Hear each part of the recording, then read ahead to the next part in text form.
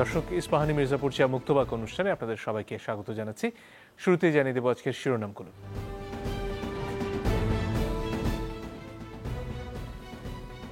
গণহত্যা তদন্তে ঢাকায় জাতিসংঘের প্রতিনিধি দল মাসব্যাপী খতিয়ে দেখবে মানবাধিকার লঙ্ঘনের 15টি বিষয়।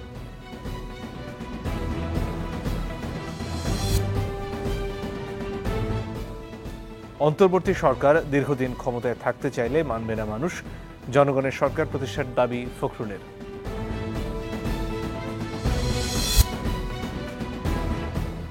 গ্রেপ্তার সাংবাদিক শ্যামল দত্ত ও মোজাম্মেল বাবুকে ডিএমপিতে হস্তান্তর, কারাগারে আসাদুজ্জামান নূর মাহবুব।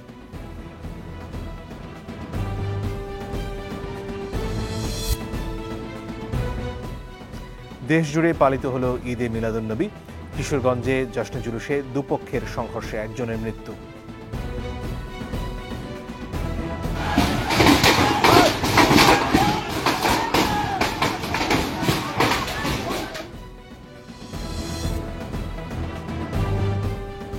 ভারত রপ্তানির শর্ত শিথিল করলেও কমেনি পেঁয়াজের দাম, বেঁধে দেয়া দরে মিলছে না ডিম মুরগি।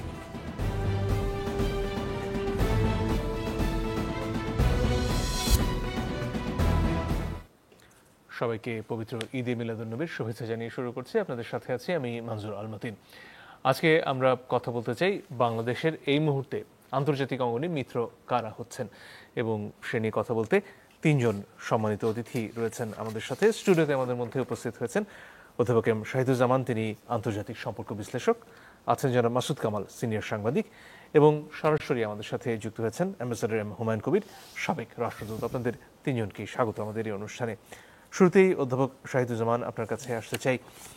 এই যে পরিবর্তিত পরিস্থিতি, যেখানে বাংলাদেশ থেকে একজন স্বৈরশাসক পালিয়ে চলে গেলেন পাশের দেশ ভারতে, এবং যে দেশকে এতদিন প্রচার করা হতো সবচেয়ে বড় মিত্র হিসেবে, সেই দেশেই তিনি এখনো আশ্রয় নিয়ে আছেন, এবং যারাই বাংলাদেশ থেকে বেরিয়ে যেতে চাচ্ছেন তারাই মোটামুটি ভারতমুখী এই মুহূর্তে।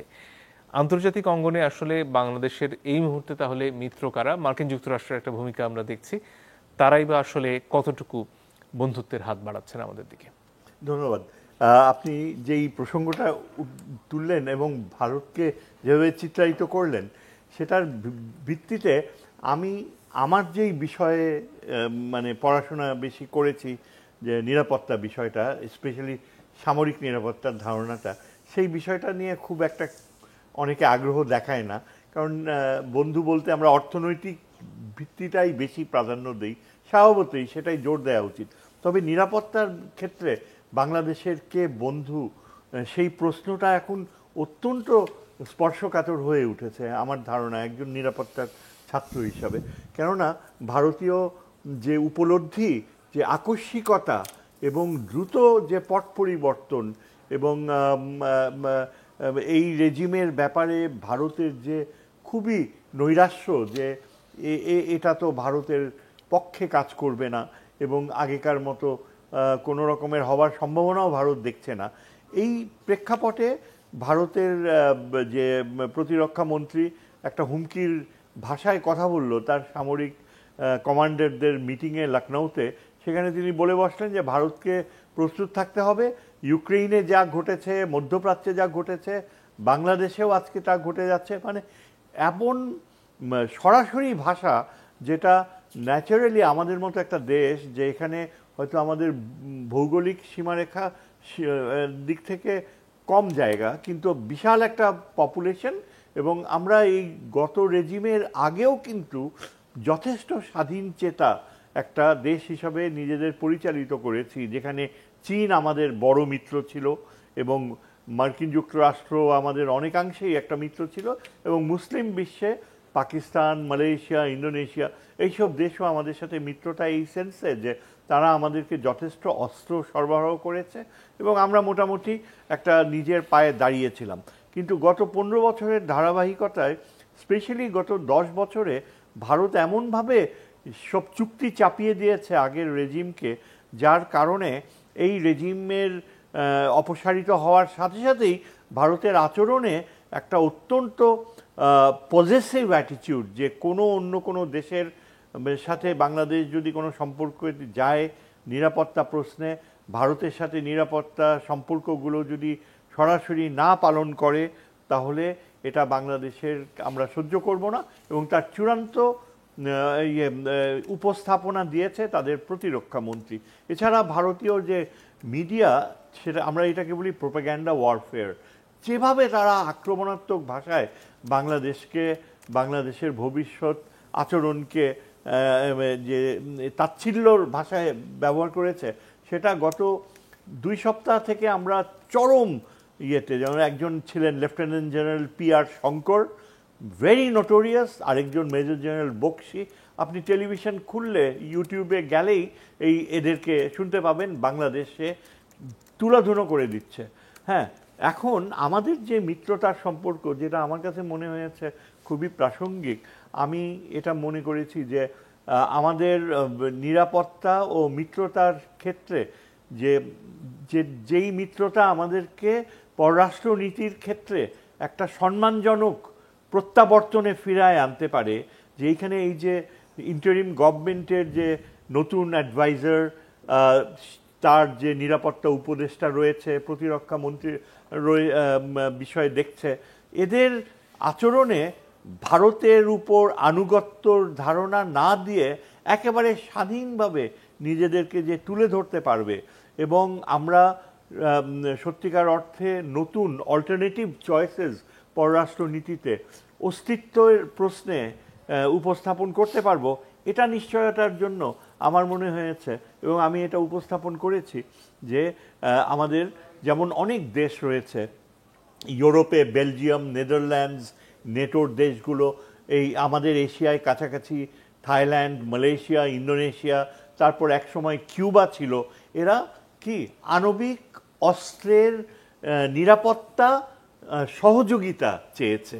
এমন না যে আপনি কোনো আণবিক অস্ত্রের দিকে যাবেন যেটা শুনলেই আজকে উঠতে পারে যে এটা এইসব অবাস্তব কথা বলছেন কেন। যেটা আমি বলছি সেটা হচ্ছে যে আপনার যদি সামর্থ্য সীমাবদ্ধতা থাকে, ভৌগোলিক দিক থেকে আপনি যদি ছোট হন, এবং ভারতের মতো একটা দেশের থেকে চারদিক থেকে ভারত হুমকি দিচ্ছে, এমনকি এটাও বলছে যে ভারতীয় সামরিক বাহিনীকে প্রস্তুত থাকতে হবে বাংলাদেশের ব্যাপারে, এটা নিয়ে আমাদের দেশে প্রচুর উৎকণ্ঠা সৃষ্টি হয়েছে। এবং এই কারণে আমার ধারণা হয়েছে যে একটা মিলিটারি স্টাডিজে, স্ট্র্যাটেজিক স্টাডিজে একটা কথা আছে, আন্তর্জাতিক সম্পর্কেরই কথা, যে আপনার আন্তর্জাতিক সম্পর্কে কোনো স্থায়ী বন্ধু নেই, শুধু স্থায়ী স্বার্থ রয়েছে।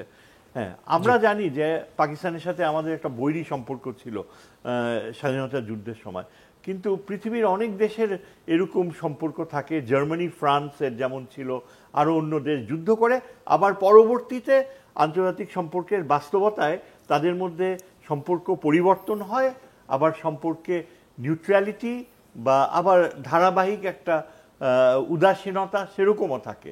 তা আমাদের বেলায় যেটা আমরা দেখতে পাচ্ছি যে এটা ইতিহাসে বিরল, যে একটা দেশের সাথে, পাকিস্তানের সাথে আমাদের যুদ্ধ হয়েছে 71 সালে, 50 বছর পার হয়ে গিয়েছে, কিন্তু তারপরেও আমরা যে ইমেজ মেনটেন করেছি, এবং এর জন্য ভারত দায়ী আর আওয়ামী লীগ দায়ী, যে সব সময় আমরা পাকিস্তানকে দেখে এসেছি যে 71-এর স্মৃতি ভোলা যাবে না, 71 আমাদের সামনে এসেছে, কিন্তু এই চিন্তাধারার এটা কিন্তু আন্তর্জাতিক সম্পর্কের যে প্রথাগত নিয়ম তার থেকে দূরে সরে যায়। কেননা আপনি স্থায়ী শত্রুতার কথায় অবস্থানে পাকিস্তানকে ঠেলছেন। এখন এটা কি আপনার স্বার্থে কাজে লাগছে? কেননা ভারত চাইবে যে আমাদের সাথে পাকিস্তানের চরম বৈরিতা থাকুক। আওয়ামী লীগ সরকারের যে প্রমাণ আমরা দেখেছি 16 বছরে, পাকিস্তানের সাথে সম্পর্ক একদম নিম্নতম পর্যায়ে নেমে এসছে। অথচ বাস্তবতা হচ্ছে এই যে ভারতের থেকে যদি আমাদের সামরিক হুমকি থাকে, ভারত যদি আমাদের পররাষ্ট্র নীতির ক্ষেত্রে বারবার চাপ সৃষ্টি করে, তাহলে আমাদেরকে জাতীয় স্বার্থের ক্ষেত্রে কাটা দিয়ে কাটা তুলতে হবে। এবং এই ক্ষেত্রে আমার কাছে মনে হয়েছে যে পাকিস্তান হচ্ছে সবচেয়ে উপযোগী within the south Asian subcontinent, যাদের সাথে আমরা আগামী দিনগুলোতে নিউক্লিয়ার আমব্রেলা বলে একটা কথা আছে, যেটা পাকিস্তান চীন সম্পর্কে রয়েছে, কিউবার সাথে সোভিয়েত ইউনিয়নের ছিল, যার কারণে কিউবা শেষ পর্যন্ত মার্কিন যুক্তরাষ্ট্রের দ্বারা আক্রান্ত হয়নি। এমনকি থাইল্যান্ড, ইন্দোনেশিয়া, টার্কি, এরাও কিন্তু নিউক্লিয়ার আমব্রেলার মধ্যে থাকছে। আমরাও আমরা চীনের দিকে যাওয়া হয়তো আমাদের পক্ষে সম্ভব হবে না, মার্কিন যুক্তরাষ্ট্রের সাথে যাওয়া আমাদের সম্ভব হবে না। একমাত্র উপায় হচ্ছে আমরা যদি আন্তর্জাতিক সম্পর্কের ওই নীতিটাই বিশ্বাস করি যে আপনার স্থায়ী স্বার্থ রয়েছে, স্থায়ী বন্ধুত্ব বলে কিছু নেই, তাহলে আমাদের সাথে অবশ্যই পাকিস্তানের একটা নেগোসিয়েশনসে যেতে হবে। জি, ধন্যবাদ। আমি মনে করি অ্যাম্বাসেডর হুমায়ুন কবির আপনার কাছে আসতে চাই। এতদিন পর্যন্ত যেটা স্পষ্টতই বারবার বলা হতো যে ভারতের সাথে আমাদের এত বিস্তৃত সীমান্ত এবং ভারতের সাথে বন্ধুত্বের বিকল্প বাংলাদেশের খুব একটা নেই, এবং সে কারণেই অনেক সময় অন্যায্য শর্ত মেনেও বাংলাদেশকে ভারতের সাথে বন্ধুত্বপূর্ণ সম্পর্ক টিকিয়ে রাখতে হয়েছে। এখন সেটা কি দলীয় স্বার্থে হয়েছে নাকি আসলেই বাংলাদেশের স্বার্থে হয়েছে, সে প্রশ্নগুলো সামনে আসছে। আপনি কি মনে করেন বাংলাদেশের এই আঞ্চলিক বন্ধুত্বের বিকল্প রয়েছে? ধন্যবাদ আপনাকে। আমি বিকল্প আছে বলেই মনে করি। তার কারণ হলো যে পৃথিবীতে এমন কোনো দেশ নাই যার কোনো বিকল্প নাই। কাজেই বিকল্পটা এখন সেটা তৈরি করবার বা সুযোগটা তৈরি করবার কাজটা কিন্তু আমাদেরই করতে হবে। এবং আমরা, শহীদুজ্জামান আমার বন্ধু মানুষ যেটা বলছিলেন, আমরা কি দক্ষিণ এশিয়া কেন্দ্রিক দেশ হিসেবে থাকবো নাকি আরো বিস্তৃত প্রেক্ষাপটে যাব আমাদের বন্ধু খুঁজবার জন্য? তো আমি ব্যক্তিগতভাবে মনে করি যে দক্ষিণ এশিয়াতে সীমাবদ্ধ না থেকে আমরা বাইরের পৃথিবীটাকেও আমরা কেন দেখি না আমাদের বন্ধু সংগ্রহের জন্য বা সম্ভাব্য জায়গা হিসেবে সেটা পাই কিনা। এবং এটা কিন্তু আমাদের জাতীয় স্বার্থের সাথেই সংশ্লিষ্ট। এবং ইতিমধ্যেই আপনি যদি লক্ষ্য করেন, আমরা কিন্তু সারা পৃথিবীতে এই হরাইজন্টাল সিকিউরিটি যদি বলেন আপনি, বা আমরা সমান্তরাল নিরাপত্তার একটা ধারণাকেই বিস্তৃত করে বা এটাকেই আমরা চর্চা করার চেষ্টা করছি। যেমন এটা একটু যদি ব্যাখ্যা করি, আমার ভারতের সাথে আমার নিরাপত্তা, যেহেতু ফিজিক্যালি আমরা কন্টিগুয়াস একই সাথে আছি, তার সাথে আমার একটা নিরাপত্তার সম্পর্ক আছে, সেটা আমরা মেনে নিচ্ছি। কিন্তু তার পাশাপাশি তো আমি চীনের সাথেও সম্পর্ক বজায় রাখছি, সেটা আমার অর্থনৈতিক স্বার্থে রাখছি, আমি ইউরোপিয়ান ইউনিয়নের সাথে রাখছি, আসিয়ানের সাথে রাখছি, মধ্যপ্রাচ্যের সাথে রাখছি, মার্কিন যুক্তরাষ্ট্রের সাথেও আমার আছে, জাপানের সাথেও আছে। সো আমি মনে করি যে এখানে আমরা জিরো সাম গেমে যাওয়ার কোনো দরকার নাই। তার কারণ হলো, আপনি শুধু ভারতে আপনার বন্ধু এটাও মনে করা যেমন ঠিক না, আবার ভারত ছাড়া আমার অন্য কোনো বন্ধু নাই এটাও আমার মনে হয় ঠিক না। তো কাজেই আমার ব্যক্তিগত ধারণা সেটা হচ্ছে যে ভারতের সাথে একটা প্রেক্ষাপটে একটা সরকারকালীন সময়তে বিশেষ ধরনের সম্পর্ক তৈরি হয়েছিল, সেটা আমরা এখন বুঝতে পারছি। তখনও যে বোঝা যায়নি তা নয়, কিন্তু সেটা নিয়ে হয়তো তখন আলোচনা সেভাবে হয়নি। কিন্তু এখন আমরা এটুকু বুঝতে পারছি যে, এবং আরো হয়তো বুঝতে পারবো যে ভারতের সাথে আমাদের ওই বিশেষ সম্পর্কটা সেটা শুধু একটা প্রেক্ষাপটেই সেটা হয়েছিল। এবং সে তার সাথে একটা দল, একটা সরকার, একটা বিশেষ নেতা বা নেত্রীর সাথেই সেই জিনিসটা তৈরি হয়েছিল। এখন যদি বাংলাদেশের মানুষের প্রত্যাশার ভিত্তিতেই তো বাংলাদেশের পররাষ্ট্রনীতি পরিচালিত হবে, তো বাংলাদেশের মানুষের বাস্তব প্রত্যাশার আলোকেই এখন সেটা পুনর্মূল্যায়ন হতে পারে। এবং সেই ভিত্তিতে আমরা সম্পর্ক, এমনকি ভারতের সাথেও সম্পর্কের পুনর্বিন্যাস হওয়াটা অসম্ভব কিছু না। যেখানে আমাদের চিফ অ্যাডভাইজার মহোদয় বলেছেন যে আমরা সমতা এবং মর্যাদার ভিত্তিতে সম্পর্ক রাখতে চাই। ভারত আবার নিকট প্রতিবেশী হিসেবে তার সাথেও সম্পর্ক থাকবে অন্যান্য দেশের মতোই, কিন্তু সেটার ভিত্তি হবে মর্যাদা এবং সমতা। তো সেই ভিত্তিতে সম্পর্ক হলে আমরা সকলের সাথেই আমরা যেভাবে সমান্তরালভাবে অন্যদের সাথে সম্পর্ক রাখছি, মিত্র হিসেবে আমরা গ্রহণ করছি, ভারতও সেই পর্যায়ে যদি আসতে রাজি থাকে তার সাথেও একই সম্পর্ক পরিচালনা করা সম্ভব বলে মনে করছি। ধন্যবাদ।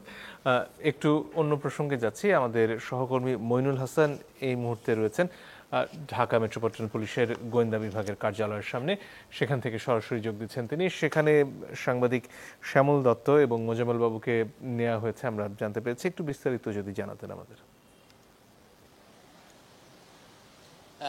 আপনি জানেন যে এই রাত 11টার দিকে কিন্তু একাত্তর টেলিভিশনের যে প্রধান নির্বাহী মোজাম্মেল বাবু এবং ভোরের কাগজ পত্রিকার সম্পাদক শ্যামল দত্তকে এখানে নেওয়া হয়েছে, এবং তারই সাথে আর যারা ছিলেন একজন সিনিয়র রিপোর্টার একাত্তর টেলিভিশনের এবং তার গাড়ি চালক হচ্ছে সেলিম, এই চারজনকে কিন্তু ডিবি কার্যালয়ে নেওয়া হয়েছে রাত 11টার দিকে। আপনি জানেন আজকে কিন্তু সকাল ভোর 6টার দিকে ময়মনসিংহ জেলার ধোবাউড়া উপজেলার ভারতীয় সীমান্ত থেকে জনতা কিন্তু এনাদেরকে আটক করে পুলিশে সোপর্দ করেন এবং তারপর সেখান থেকে কিন্তু ঢাকায় নিয়ে আসা হয় রাত 11টার দিকে এবং আমরা তথ্যের ভিত্তিতে যেটুকু জানতে পেরেছি যে এখানকার যে আগামীকাল মোজাম্মেল বাবু এবং ভোরের কাগজের শ্যামল দত্তকে সকালে কোর্টে নেওয়া হবে এবং বাকি দুজনের ক্ষেত্রে এখনও সেভাবে কোনো সিদ্ধান্ত আসেনি। তবে এখন পর্যন্ত কোন মামলায় তাদেরকে গ্রেপ্তার দেখানো হয়েছে বা পরবর্তী পদক্ষেপ কী হবে সে ব্যাপারে কোনো ধরনের নিশ্চিত আমরা এখনও তথ্য পাইনি। তবে যেটুকু পেয়েছি যে তাদেরকে আটক করে এই ডিটেকটিভ ব্রাঞ্চ তাদের এই কার্যালয়ে নিয়ে আসা হয়েছে এবং আগামীকাল সকালবেলা তাদেরকে কোর্টে চালান করা হবে এবং তার পরবর্তীতে যে ধরনের পদক্ষেপ থাকবে সেটা হয়তো তারা নেবেন। এবং আপনি জানেন যে এর আগে এবং একটু আগেই কিন্তু আমরা শুনতে পেয়েছি যে সাবেক যে রেলমন্ত্রী ওনাকেও কিন্তু শ্যামলী থেকে আটক করা হয়েছে, এমন একটা তথ্য পাওয়া গেছে। মতিন। নুরুল ইসলাম সুজন, সাবেক রেলমন্ত্রী, তাকে গ্রেফতার করা হয়েছে সম্ভবত। অনেক ধন্যবাদ মনিরুল হাসান আপনাকে। জনাব মাসুদ কামাল, আপনার কাছে আসতে চাই, এই প্রসঙ্গে যদি কিছু যোগ করতে চান নিশ্চয়ই করতে পারেন। এর পাশাপাশি আপনার কাছে জানতে চাইব যে মার্কিন যুক্তরাষ্ট্র এখন যেভাবে বলছে বাংলাদেশের সংস্কারে পাশে থাকতে চায় তারা, সেখানেও আসলে কতটুকু আস্থায় নেওয়া যায় তাদেরকে? আমি যেহেতু এই প্রসঙ্গটা নতুন একটা প্রসঙ্গ আপনি তুললেন, আমি এটা নিয়ে একটু বলি। নিশ্চয়ই। দুজনই তো আমাদের মানে সাংবাদিকতার জগতের লোক এবং দুজনই অত্যন্ত বড় পোস্টেই ছিলেন, কিন্তু দুটা প্রতিষ্ঠানের শীর্ষ ব্যক্তি ওনারা, ৭১ এবং ভোরের কাগজ, দুটোরই শীর্ষ দুজন ব্যক্তি। তো জ্ঞানী লোক, শিক্ষিত লোক। আমি এটা বুঝেই পাই না ওনারা ধোবাউড়া দিয়ে সীমান্ত পার হতে চাচ্ছিলেন কেন? ওখানে তো কোনো ইমিগ্রেশন নাই। তো উনি যদি ইন্ডিয়ায় যেতে চান তো যাবেন, যাওয়া তো কোনো বাধা নেই। তো ওখান দিয়ে উনি যেতে চাচ্ছিলেন কেন? ইমিগ্রেশন না থাকলে পাসপোর্টের কোনো ব্যবহার নেই। তার মানে ওনারা বেআইনিভাবে, অবৈধভাবে সীমান্ত পার হতে চাচ্ছিলেন। কে? দুজন সম্পাদক পর্যায়ের ব্যক্তি। সম্পাদকের তো অনেক বড় পোস্ট, তাই না? তো তাহলে কেন? আমি এটা কারণটা খোঁজার চেষ্টা করছি, মানে ভাবার চেষ্টা করেছি কেন। তাহলে কি ওনারা জানেন যে ওনারা এমন কিছু কাজ করেছেন গত 16 বছরে, সেটার তুলনায় এইভাবে অবৈধভাবে সীমান্ত পার হওয়াটাও কম ক্ষতিকর? ওনাদের এই ধরনের কোনো একটা ধারণা আছে। তাহলে ওনারা কেন যাবেন? মানে এই চোরের মন পুলিশের মতো আর কি। কেন? আবার এর মধ্যে দেখলাম শ্যামল দত্ত সাহেব, ওনারা এত স্বাদের দাড়িও বিসর্জন দিয়েছেন, ক্লিন শেভড হয়ে গেছেন। তো এই লোকগুলির না, আমি যখন ভাবি যে এই ধরনের নৈতিক মানে মান যাদের আছে, তারা আমাদের মাথার উপর এতদিন বসেছিলেন, বড় বড় কথা বলতেন। এদের কথার তোরে কিন্তু আমরা থাকতে পারতাম না, ভয়ঙ্কর অবস্থা। তো আমরা আসলে ছিলাম কোথায় এতদিন? আর প্রাইম মিনিস্টারের সামনে তাদের কি দাপট! প্রাইম মিনিস্টারকে ভুল ধরতেন কিন্তু মোজাম্মেল বাবু মাঝে মাঝে, যে না আপনি আমাদের ছেড়ে চলে যাচ্ছেন, আপনি এখন জাতীয় নেতৃত্ব থেকে আন্তর্জাতিক নেতৃত্বে পরিণত হচ্ছেন। এই দুঃখে ওনার বোধহয় 2 দিন ঘুমই হইতো না। তো এই যে একটা মানে কি একটা সার্কাস না, এই সার্কাসের মধ্যে কিন্তু একদিন আমরা ছিলাম। তো আমার মনে হয় এই জিনিসগুলো দেখা উচিত। এই কারণে কেন, ধরেন আমাদের তো আমরা তো না হয় বুড়া হয়ে গেছি, আমাদের নতুন জেনারেশন সাংবাদিকতা আসতেছে, অনেকে নতুন সাংবাদিক আছে, এরা কি আদর্শ সামনে নিয়ে বড় হচ্ছে? এদের আইডল কি এরা? কারণ এত বড় প্রতিষ্ঠানের মালিক এরা ছিলেন, প্রতিষ্ঠানের মূল ব্যক্তি ছিলেন, এরাই তো আইডল হওয়ার কথা ছিল। তো এদেরকে দেখে দেখে এরা কি শিখতেছে? জি, আমার মনে হয় বিকল্প চিন্তা করা উচিত আমাদের এখন। আর ওই প্রসঙ্গে তাহলে একটু বিরতির পরে আপনার কাছে ফেরত আসি। দর্শক, একটু পরেই ফিরছি, আশা করি সাথে থাকবেন।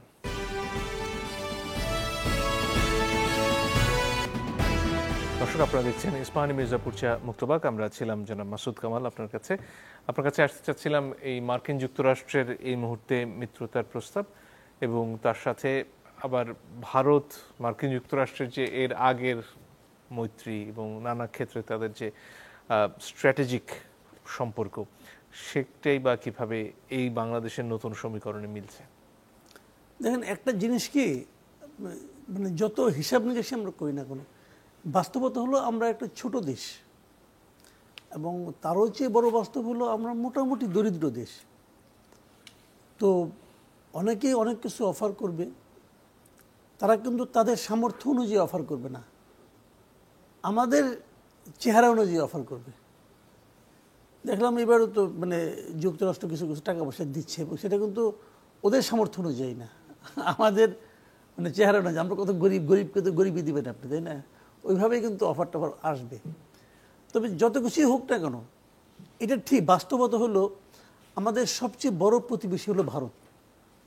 এটা হলো একদম নিরেট বাস্তবতা। আপনি প্রতিবেশী কিন্তু চেঞ্জ করতে পারবেন, এটা তো আপনার নিয়তি, এটা কিন্তু আপনার চয়েস না।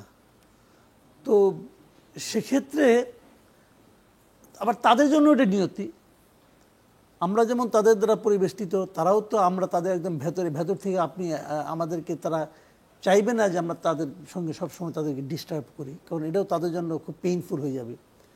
কাজে আমাদের সরকারের পক্ষ থেকে যে জিনিসটা বারবার বলা হচ্ছে বর্তমান অন্তর্বর্তীকালীন সরকারের পক্ষ থেকে, সেটা হলো তারা একটা মানে উইন উইন সিচুয়েশন চায়, সম্মানজনক চায়। এবং এটা বাস্তবতা হলো যে গত 16 বছর আমরা কোনো সম্মানজনক অবস্থানে ছিলাম না ভারতের সঙ্গে সম্পর্কের ক্ষেত্রে। সেই সম্মানটা তারা ফিরিয়ে আনতে চায়। এবং এটাও তো ঠিক যে এই সরকার অনন্তকাল থাকবে না, নতুন যে সরকার আসবে, এবং আসাই উচিত, একটা ডেমোক্রেটিক গভর্নমেন্ট আসবে, জনগণ দ্বারা নির্বাচিত একটা সরকার আসবে। নতুন যে সরকার আসবে সেটাই কিন্তু দীর্ঘমেয়াদে আমাদের পররাষ্ট্রনীতি হবে, তাদের যে নীতিটা। এই সরকার যেটা নিয়ে ব্যাপারে খুব মৌলিক কোনো পরিবর্তন ঘটিয়ে ফেলবে এটা আমি মনে করি না। আর পশ্চিমা দেশগুলোর সঙ্গে আমাদের ডক্টর ইউনূস সাহেবের সম্পর্ক তো এটা অনেক পুরনো। তারা এই সময় হয়তো ওনার দিকে তাকায় হলেও আমাদের কিছু হেল্প করবে, আমরা করব। কিন্তু আমি যেটা মনে করি, উনি যে জিনিসটা, যে উইন্ডোটা ওপেন করেছেন, সেটা হলো যে ভাই তুমি যা কিছুই করো আমার সঙ্গে সম্মানজনক সম্পর্কটা রাখো। এই বিষয়টা আমাদের পরবর্তী গভর্নমেন্টও যদি বজায় রাখতে পারে, তাহলে আমি মনে করি একটা সম্মানজনক সহাবস্থান সম্ভব ভারতের সঙ্গে। এবং আমি এটাও মনে করি এটা আমাদের জন্য সবচেয়ে লাভজনক, আমরা মানে যদি রাখতে পারি, এবং সেটা সম্ভব, আমি মনে করি অসম্ভব কিছু না। আগে যারা ভারতের প্রতিরক্ষা মন্ত্রী যে ভাষায় কথা বললেন, বা ভারতের গণমাধ্যম যেভাবে বাংলাদেশকে চিত্রিত করছে, তাতে কি সেই আলামত আপনি দেখেন? ভারতের গণমাধ্যম কি এখনো চিত্রিত করছে? এখন কিন্তু আর করছে না, শুরুর দিকে কয়েকদিন করেছিল। শুনেন ভাই, শেখ হাসিনাকে ওনারা যেভাবে পেয়েছিলেন, যে সার্ভিসটা শেখ হাসিনার কাছ থেকে পেয়েছিলেন, এটা আমি তো মনে করি না কোনো প্রতিবেশী দেশ থেকে কাছ থেকে কোনো দেশ এতটা পায়। একমাত্র আমার হয় বেলারুসের কাছ থেকে মনে হয় পায়, রাশিয়া পায়, এছাড়া আর কেউ পায় এটা তো আমার ধারণা নাই। যেভাবে সব কিছু উজাড় করে দেওয়ার একটা মানসিকতা, এবং উজাড় করে দিয়ে সেটা আবার বলার মধ্যে একজনের তৃপ্তি, একজনের তৃপ্তির হাসি, এরকম ভাই আমি এটা আমার কাছে দৃশ্যমান না, আমি দেখি নাই এরকম সম্ভব। একটা সভরেন কান্ট্রির প্রাইম মিনিস্টার এরকম সম্ভব? উনি তো এটা করেছেন। লাজ লজ্জা কিছু থাকলে এরকম করতো না, কিন্তু তো উনি এটা করেছেন। তো তাদের যখন হারিয়ে ফেলেছে তখন তো একটু বিচলিত ভারত হবেই।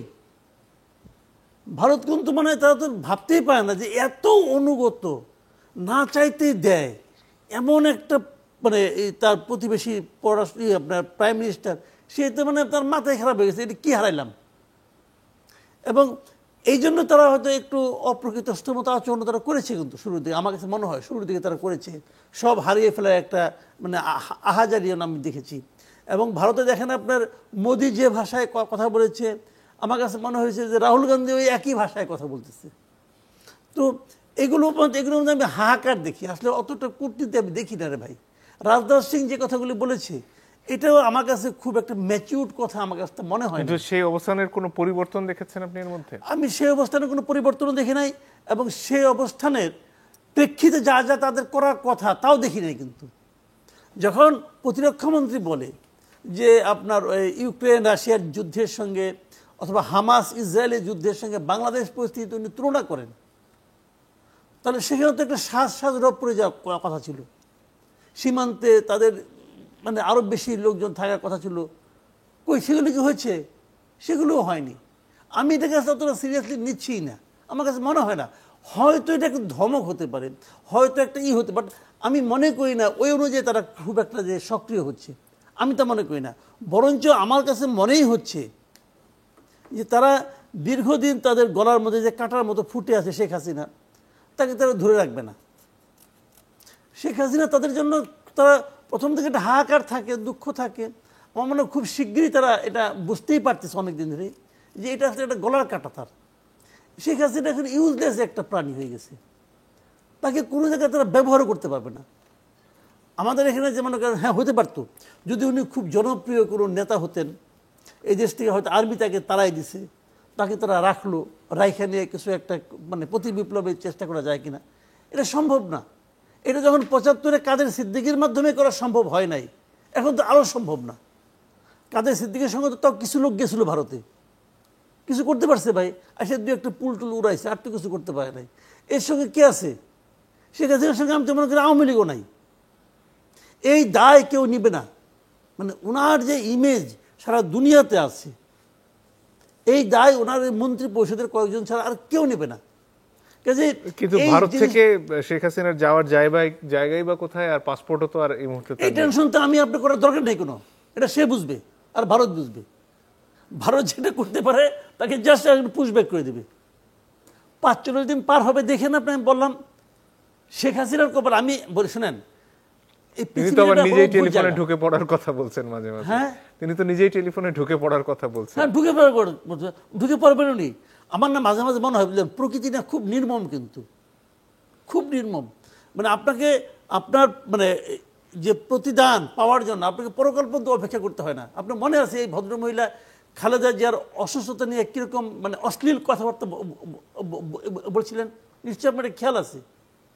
তো প্রতিদিনই শুনি মারা যায় অমুক বলছিলেন না, এবং একটা মানে অল্প কি একটা মানে বানানো এক মামলার জন্য তাকে বছরের পর বছর জেলে রাখছেন। আপনি নিশ্চিত থাকেন এই দিন আমাদেরকে দেখতে হবে, আমরা দেখব। এবং ওনার জন্য কেউ মায়া করবেন না, কিন্তু ওনার জন্য কেউ আহাজারি করবেন না।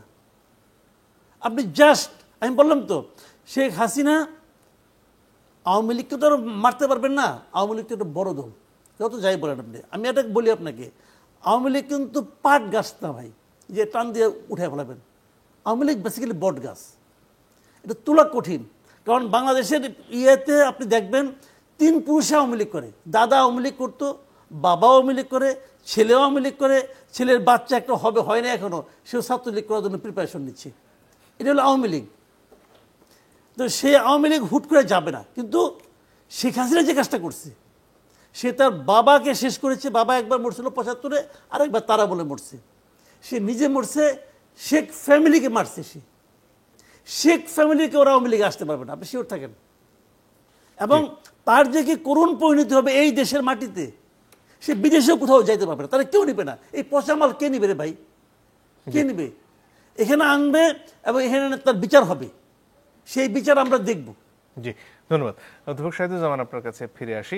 নিরাপত্তা নিয়ে আপনি কথা বলছিলেন এবং বাংলাদেশের পরিস্থিতি নিয়ে ভারতে যতটা প্রচারণা গণমাধ্যমে দেখা যায়, সে দেশের মণিপুরে কি হচ্ছে সে নিয়ে হয়তো ততটা খবর ভারতের গণমাধ্যমেও দেখা যায় না।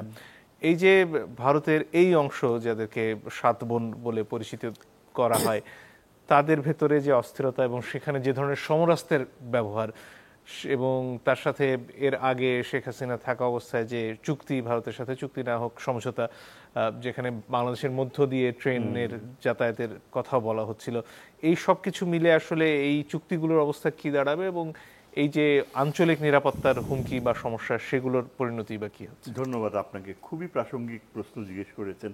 আমার মনে হয় যথেষ্ট দুশ্চিন্তার কারণ রয়েছে। আমার বন্ধু যে কথাগুলো বললেন, আমি কিছুটা ভিন্নমত পোষণ করছি এই কারণে যে আমার ভারত কিন্তু বাংলাদেশকে যে প্রচ্ছন্ন হুমকিটা দিয়েছে তার প্রতিরক্ষা মন্ত্রী, সেটার পেছনে যথেষ্ট শক্তি ও যুক্তি রয়েছে এবং স্বার্থ রয়েছে। আপাত দৃষ্টিতে মনে হতে পারে যে কই, তারা তো কিছু নড়াচড়া করছেন না, সেনাবাহিনী আনছেন না।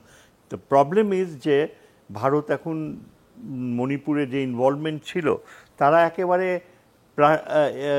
প্রাতিষ্ঠানিকভাবে রেডি হয়েছিল যে বাংলাদেশের ভিতর দিয়ে তারা বিশাল সামরিক বহর পাঠাবে। অফিসিয়ালি ওপেন করারও কথা ছিল, তখনই এই অঘটনটা ঘটে যায়। তারা এটাকে অ্যান্টিসিপেট করতেই পারে না, এই যে ছাত্ররা যে এই পরিস্থিতিতে নিয়ে যাবে। অথচ ভারত কিন্তু আখাউড়ার রাস্তা টাস্তা সব রেডি হয়েছিল, বিশাল রাস্তা ভারতের ব্যবহারের জন্য। সেখান দিয়ে ভারত তার বিশাল সামরিক বহর যে ট্রান্সফার করবে, এই ত্রিপুরা হয়ে মণিপুরে যাবে, এই প্রক্রিয়া শুরু হওয়ার কথা ছিল। এবং যদি এই ঘটনাগুলো না ঘটতো তাহলে কিন্তু এই বছরের মধ্যেই এর পরে যা হতো, আমি কালকে এটা রাওয়াতেও আমরা আলোচনা করলাম, যে ভারত দাবি করত যে আমাদের সেফ ট্রান্সপোর্ট অফ আর্মস এবং উত্তর পূর্ব ভারতের নিরাপত্তা রক্ষার জন্য বাংলাদেশে আমরা স্থায়ী সামরিক উপস্থিতি নিশ্চিত করতে চাই। এবং তারা যদি এখানে একটা ডিভিশন বাংলাদেশে ডিপ্লয় করে রাখতো, কারণ অনেক দেশেই, ভুটানে তারা রেখেছে, অন্যান্য জায়গায় অন্যান্য দেশও রাখে, তারা বলতো যে আমাদের মুভমেন্ট, আমাদের উত্তর পূর্ব ভারতে যে সামরিক অভিযান চলছে তার জন্য বাংলাদেশে আমরা ডিপ্লয় করছি for the security of our forces, কেননা বাংলাদেশে এনার্জি। এইসব এক্সকিউজ দেওয়া খুবই সহজ। তারপরে যে ইয়েটা আসে, যে কথাটা আসে, যে এই হাসিনার ব্যাপারটাই যদি আমরা ধরি, হাসিনাকে ভারত ছেড়ে দেবে না। যদিও উনি বলছেন যে ভারত তাকে নিয়ে রাখবে কেন, কারণ আন্তর্জাতিক সম্পর্কে একটা প্রবাদ রয়েছে যে যতই খারাপ হোক, নরিয়েগা মারাত্মক ছিল কিন্তু আমেরিকা তাকে রেখে দিয়েছে। আমেরিকার এক ফেমাস উক্তি এক সেনেটর বলেছিল, he may be a son of a bitch but he is our son of a bitch. হ্যাঁ, আমরা তাকে, এবং ভারতে এক্স্যাক্টলি তাই হয়েছে। কংগ্রেস, বিজেপি, পার্লামেন্টে আলোচনা হয়েছে যে হাসিনা যাই করুক, যতই করুক বাংলাদেশের জন্য, আমরা তাকে রক্ষা করব, কারণ তিনি আমাদের বন্ধু। এখন এই জন্য আমার ধারণা যে সহজে কিন্তু আমরা তাকে পাবো না। এবং এখন বাংলাদেশ যদি যেই পথে যাবে, আরেকটা কথা বলি যে আমরা গরিব রাষ্ট্র, ঠিক সেইভাবে বললে আমি ঠিক অ্যাগ্রি করব না ওনার সাথে। দেখেন, আমরা পৃথিবীর 8ম জনগোষ্ঠী এবং অর্থনৈতিক ক্ষেত্রে আমরা প্রথম 40টা দেশের মধ্যে প্রবেশ করেছি। এটা কিন্তু একটা বড় অর্জন। বাংলাদেশকে কিন্তু ছোট দেশ বলে দেখা হয় না। এমনকি যারা পশ্চিমা বিশ্বে গুরুত্বপূর্ণ অর্থনীতিবিদ, তারা কিন্তু এটা বলে যে Bangladesh is one of the rising economies in the world. আমরা তো জানি ওই যে টাইগার্স, এশিয়ান টাইগার্সের মধ্যে ধরা হয়। সুতরাং বাংলাদেশের আগামী দিনগুলোয় যে পপুলেশন এক্সপ্যানশন হচ্ছে, আমরা জানি যে এখানে আমাদের সামরিক শক্তির একটা ভূমিকা আসবেই। সামরিক শক্তি 15 বছর ধরে একেবারে নিষ্ক্রিয় ছিল, একটা কর্পোরেট মিলিটারি ছিল। কিন্তু এটা এখন বারবার সমরবিদরা বলে যে একটা ক্লজউইজের ভাষায়, ভন ক্লজউইজ নাম করা 19th সেঞ্চুরি সমর বিশেষজ্ঞ ছিলেন, তিনি বলেছেন যে আপনি একটা তরবারি যদি ব্যবহার না করেন তাহলে সেখানে জং ধরে যায়। সামরিক বাহিনী, আমি বলছি না যে যুদ্ধে যাবে, তবে সামরিক বাহিনী আমাদের আশেপাশে সবগুলা দেশেই বিভিন্ন সময় কিন্তু ইনসার্জেন্সি হোক বা নিয়ন্ত্রণ হোক, তারা কিন্তু যুদ্ধ পরিস্থিতিতে যায়। সাময়িকভাবে হোক, সীমিতভাবে হোক, যুদ্ধ করাটা সামরিক বাহিনীর আধুনিক কালে একটা অপরিহার্য অঙ্গ। এমনকি ভারতীয় সামরিক বাহিনী, পাকিস্তানি সামরিক বাহিনীও কিন্তু অলওয়েজ অ্যাক্টিভ থাকছে কোনো না কোনো জায়গায়। মণিপুরে ভারতের সেনাবাহিনী, পাকিস্তানে বালুচিস্তানের সেনাবাহিনী। আমাদের ব্যাপারে আগামী দিনগুলোতে রোহিঙ্গাদের প্রশ্নে আমরা এই আগেকার এই পলিসি অফ অ্যাপিজমেন্ট কিছুতেই সম্ভব হবে না। কারণ অনেকেই এটা বলছে যে বাংলাদেশের সবচেয়ে বড় পরাজয় হচ্ছে যে আমরা চীনের দিকে তাকাই, জাতিসংঘের দিকে তাকাই, মার্কিন যুক্তরাষ্ট্রের দিকে তাকাই, ভারতের দিকে তাকাই, অ্যাজ ইফ তারাই দায়িত্ব নিবে রোহিঙ্গাদের ফেরত পাঠায়। এটা কখনো হবে না, তারা তাদের স্বার্থে ব্যবহার করবে। আমি একজন রোহিঙ্গা নেতৃস্থানীয় লোকের সাথে বেশ দীর্ঘ আলোচনায় বের হয়ে আসছে।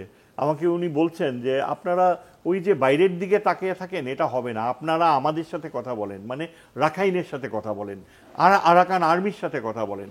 কারণ এখন এখানে একটা প্রশ্ন বিভিন্ন সময় এসেছে যে গত 15 বছরের সামরিক ক্রয়ের ক্ষেত্রে বাংলাদেশ অনেকাংশে ভারতের দিকে ঝুঁকেছে এবং সেখানে সামরিক সরঞ্জামের ক্ষেত্রে অনেক সমস্যা হয়েছে যেগুলো কাটিয়ে উঠতে সময় লাগবে, এই ব্যাপারে আপনার কাছে কি এটা খবর রয়েছে? এটা আমাদের একেবারে খুবই জরুরি একটা সমস্যা, কারণ ভারত $500 মিলিয়ন যে চাপিয়ে দিয়েছে এবং তারা এখানে জোর করে বাংলাদেশকে, ঠিক জোর করে নয়, হাসিনা গভর্নমেন্ট কিন্তু নিয়েছে, এই বলা হয় যে অত্যন্ত উঁচু দামে এই বিশাল আর্মার্ড ভেহিকেলস নিয়েছে, সেগুলো নাকি মাইন ডিটেক্ট করতে পারে, মাইন ক্রাশ করতে পারে এগুলো। কিন্তু আমরা কখনো আমাদের যে সরঞ্জাম, আমরা চায়না ভিত্তিক সরঞ্জাম এবং কিছু কিছু ইউরোপিয়ান ভিত্তিক সরঞ্জামের উপরই বেশি নির্ভরশীল হয়েছি। কাজেই ভারত যতটুকু তারা তাদের ঢুকেছে তাদের সামরিক সরঞ্জাম নিয়ে, এটা কিছুতেই শেষ পর্যন্ত হয়তো খুব একটা কাজে লাগবে না। আমি যতদূর জানি পাকিস্তানের কাছ থেকে অস্ত্র ক্রয় করা হচ্ছে, খুব শীঘ্রই বাংলাদেশের সেনাবাহিনী প্রধান পাকিস্তানে যাচ্ছে অস্ত্র ক্রয়ের ব্যাপারে। টার্কির সাথে, ইরানের সাথেও নাকি নতুন নতুন অস্ত্র ক্রয় চুক্তি সই করা হবে। এগুলো কিন্তু হচ্ছে এই কারণে যে আমাদের যে সামরিক সামর্থ্য যদি ঠিকমতো না থাকে, তাহলে ভারত আমাদেরকে একেবারেই পররাষ্ট্রনীতির ক্ষেত্রে খুবই তাচ্ছিল্যর চোখে দেখবে। এবং আমরা আরাকান আর্মির সাথে যদি আমাদের নিকট ভবিষ্যতে ডিল করতে হয়, কিংবা বার্মা অ্যাক্টের কথা হয়তো আপনি মনে রাখবেন যে বার্মা অ্যাক্টে যদিও নন লিথল ওয়েপন্সের কথা, মিন্সের কথা, কিন্তু মার্কিন যুক্তরাষ্ট্র আমার মনে হয় আগামী মাসগুলোতে তারা বে অফ বেঙ্গলে যদি নিয়ন্ত্রণ আনতে চায়, তাহলে বার্মা অ্যাক্টের প্রয়োগের কথা চিন্তা করবে। এক্ষেত্রে ভারতের থেকে মার্কিন যুক্তরাষ্ট্র সহযোগিতা পাবে না। মার্কিন যুক্তরাষ্ট্র বাংলাদেশকে চাইবে যে কোনো একটা পর্যায়ে যে মায়ানমারে যে ভবিষ্যৎ পরিবর্তনগুলো হবে রাখাইনে, সেখানে মার্কিন যুক্তরাষ্ট্র বাংলাদেশকে প্রাসঙ্গিক করার একটা চিন্তাভাবনা তাদের থাকবে। ধন্যবাদ। অ্যাম্বাসেডর হুমায়ুন কবির, আপনার কাছে ফিরে আসি। এই যে বাংলাদেশের এতদিনকার যে অবস্থা, যেখানে ভারতের স্পষ্ট প্রভাব এবং নিয়ন্ত্রণের বিষয়টি বারবার সামনে আসছে, সেখান থেকে দক্ষিণ এশিয়ার একটি দেশের যে পরিচয় বাংলাদেশে রয়েছে, তার বাইরে গিয়ে বিশ্ব মানচিত্রে নিজেদের জায়গা করে নেওয়ার সুযোগ এই পরিস্থিতিতে কতটুকু? ধন্যবাদ আপনাকে আবারও। আছে, আমি তো দেখছি দুটো ধারা অন্তত, বা দুটো ইন্ডিকেশন আমি যদি বলি। একটা হচ্ছে যে আমাদের চিফ অ্যাডভাইজার মহোদয় কিন্তু সার্ককে পুনরুজ্জীবনের কথাটা বলছেন, বেশ কয়েকবারই তিনি বলেছেন। এবং সার্কও কিন্তু নিরাপত্তা, যদিও এটা একটা অর্থনৈতিক কাঠামো, বাট এর পেছনে কিন্তু ধারণাটা নিরাপত্তার ধারণাও কাজ করে। তো কাজেই এখানে যদি একটা আবার সার্কটাকে আমরা পুনরুজ্জীবিত করতে পারি, তাহলে কিন্তু আমি মনে করব যে নিরাপত্তার একটা অল্টারনেটিভ কাইন্ড অফ অ্যারেঞ্জমেন্ট করা সম্ভব। এবং ভারত কি রাজি হবে তাতে? এখন সেটাই প্রশ্ন, কারণ ভারত এখন বাংলাদেশের বর্তমান প্রেক্ষাপটে আসার পরে ভারতকেও কিন্তু তার এই দক্ষিণ এশীয় নীতি নিয়ে পুনর্মূল্যায়নে যেতে হবে, এটাও অনেকেই বলছেন। ভারতের ভেতরেও কথাটা আলোচিত হচ্ছে। তো কাজেই সেই ক্ষেত্রে ভারত কি করবে জানি না, কিন্তু আমরা কনসেপচুয়ালি যদি বলি যে এটা একটা ধারণা হিসেবে থাকতে পারে, যদি ভারত রাজি হয় তাহলে সেটা নিয়ে আলোচনা করা যেতে পারে। আর আরেকটা যেটা আলোচনা এসছে, আমরা সাম্প্রতিক কালে আসিয়ানে যোগ দেওয়ার জন্য একটু কথাবার্তা বলছি। চিফ অ্যাডভাইজার মহোদয় নিজেও কিন্তু কথাটা বলেছেন। আজকেই দেখলাম মালয়েশিয়া আসিয়ানের দায়িত্ব নেবে আগামী বছরের জন্য। তারা বলছে তারা আসিয়ানে বাংলাদেশের অন্তর্ভুক্তিকে সমর্থন করবে। কিন্তু এই প্রক্রিয়াটা বেশ জটিল, এটা আমরা জানি। কিন্তু এই উদ্যোগটা আমার মনে হয় যে ইতিবাচক, এবং যদি সম্ভব হয় আমরা শুধুমাত্র এই অন্তর্বর্তী সরকার নয়, ভবিষ্যৎ সরকার যারা আসবে তাদের জন্য কিন্তু একটা কৌশলগত, আমি বলবো আউটলেট বা উইন্ডো হিসেবে এটা আসতে পারে। দুইভাবে বা তিনভাবে আমি বলবো। একটা হচ্ছে ধরেন আসিয়ান ভারতের চাইতে বড় ইকোনমি সাইজ ওয়াইজ, তো কাজেই আসিয়ানের সাথে আমরা যদি সংযুক্ত হতে পারি তাহলে অর্থনীতির একটা বড় উইন্ডো আমাদের জন্য খুলবে, এক নাম্বার।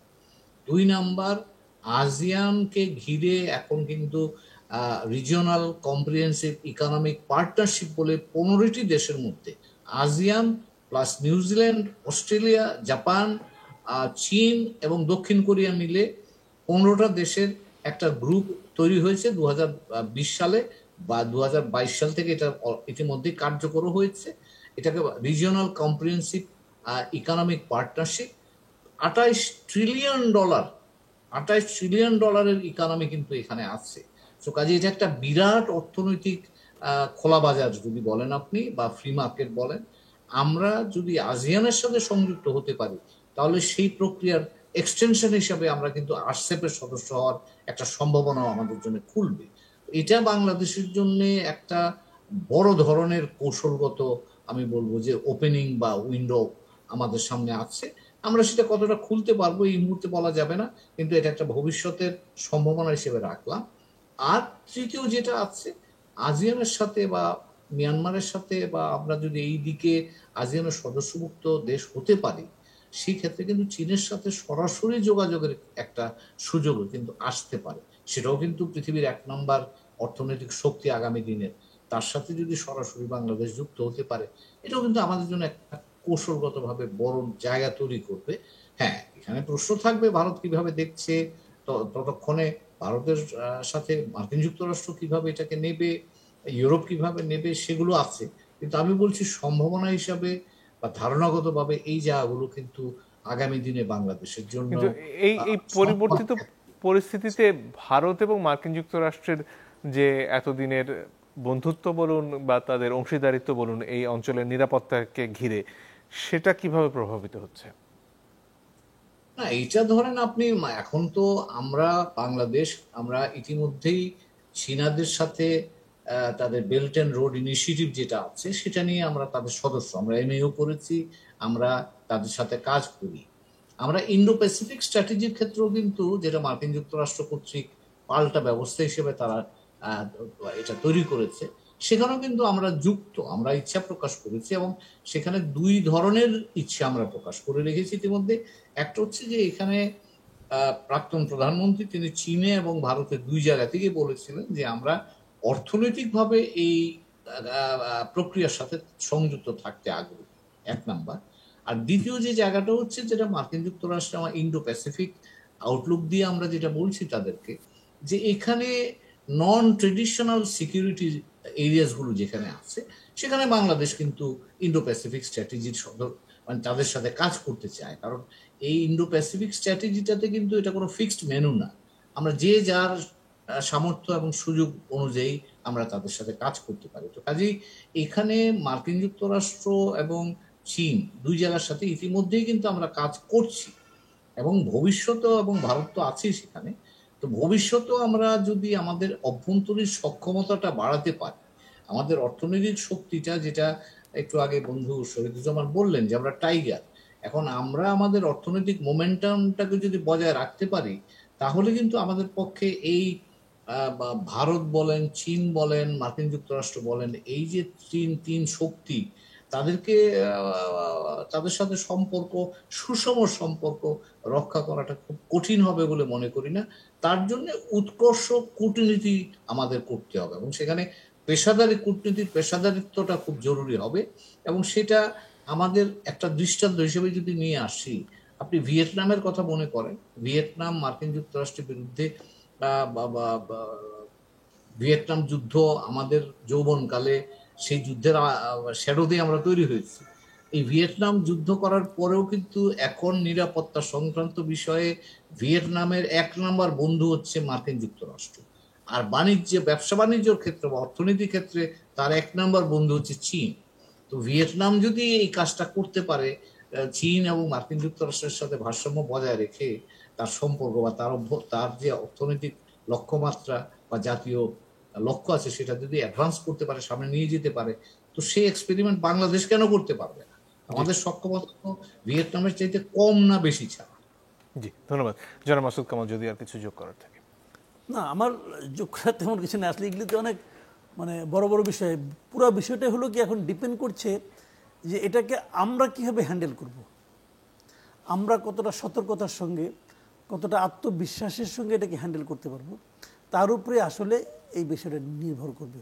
এবং আমার মনে হয় তুলনামূলকভাবে আমাদের পূর্ববর্তী যে পররাষ্ট্র মন্ত্রণালয়ের যে কর্মকাণ্ড যা ছিল গত বিভিন্ন সময় আমরা যা দেখেছি, সেই তুলনায় এখনকার মানে এদের মুভমেন্টগুলো আমার কাছে অধিকতর মানে গ্রহণযোগ্য মনে হয়, বুদ্ধিমত্তার সঙ্গে হচ্ছে এরকম মনে হয়। এবং তাদের কথাবার্তাগুলিও মনে হয় যেন তারা অনেকটা ঠান্ডা মাথায় চিন্তা ভাবনা করে কাজ করছে। তো সেই বিবেচনায় আমি আশাবাদী আসলে, এবং এখান থেকে আমার ধারণা পরবর্তীতে যারা ক্ষমতায় আসবেন, যে সরকারি আসুন না কেন, তারাও এখান থেকে শিক্ষা নেবেন।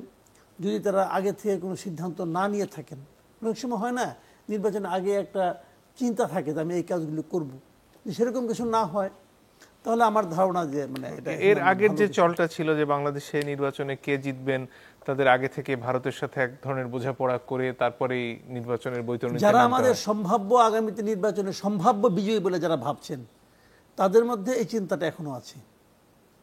মানে এতদিনের অভ্যাসগত কারণে আমাদের রাজনৈতিক নেতৃবৃন্দের মধ্যেও একটা ধারণা কিন্তু জন্ম নিয়েছে, তারা ভাবতে শুরু করেছেন যে ভারত ছাড়া আমাদের চলবে না। এটা যে একেবারেই ভিত্তিহীন আমার কাছে তা মনে হয় না, কিন্তু তারপরে তারা যেভাবে ভাবেন, যতটা নতজানু হয়ে ভাবেন, অতটা বোধ হয় না। এখন তো আগের মতো দিন নাই রে ভাই, এই যে আমি দেশ দখল করে ফেলাম, তা তো আর হবে না। আর ভারত আমাদেরকে মনে করেন ভারতের সঙ্গে মেরুদণ্ড সোজা করে দাঁড়ানোটা আমি মনে করি না আমাদের জন্য খুব একটা কষ্টকর ব্যাপার। তারা আমাদের কীভাবে কী করবে? তারা আমাদের অর্থনৈতিকভাবে খুব বেশি কিছু করতে পারবে? এখন দুনিয়াটা যেরকম হয়েছে, অর্থনৈতিকভাবে তারা আমাদের খুব চাপে ফেলে দেবে আমার কাছে তাও মনে হয় না। বরঞ্চ আমাদের সঙ্গে সুসম্পর্ক রাখলে ভারতেরই লাভ, ভারতেরই লাভ। এখন কোশ্চেনটা হলো কি, যে এইটাকে কতটা বুদ্ধিমত্তার সঙ্গে আপনি কাজে লাগাতে পারেন। ভারত যে খুব আচ্ছা, ভারত কী করবে? ভারতের সঙ্গীটা কেড়ে ভাই, ভারতের কোন প্রতিবেশী তার সঙ্গে আছে? সে সবার সঙ্গে লাগাই নিয়ে বসে আছে। একটা আসছিল, একটা মাত্র ভরসা আছে বাংলাদেশ, তাদের কাছে আত্মসমর্পণ করে বসে আছে। আর কে আছে রে ভাই বলেন তো আপনি? ছোট্ট একটা মালদ্বীপ, এটা নিয়ে ওরা কিছু করতে পারতেছে? যদি তারা এমন কিছুই করে ফেলাইতো তো মালদ্বীপ নীতি করতো। মালদ্বীপের ইকোনমি তো অনেকটাই তাদের উপর নির্ভরশীল, পারতেছে কিছু করতে। এইগুলো হয় না, বা বর্তমান সময় এটা হয় না। অনেক ধন্যবাদ আপনাদের তিনজনকেই। দর্শক আপনাদেরকে ধন্যবাদ, বিদায় নিচ্ছি।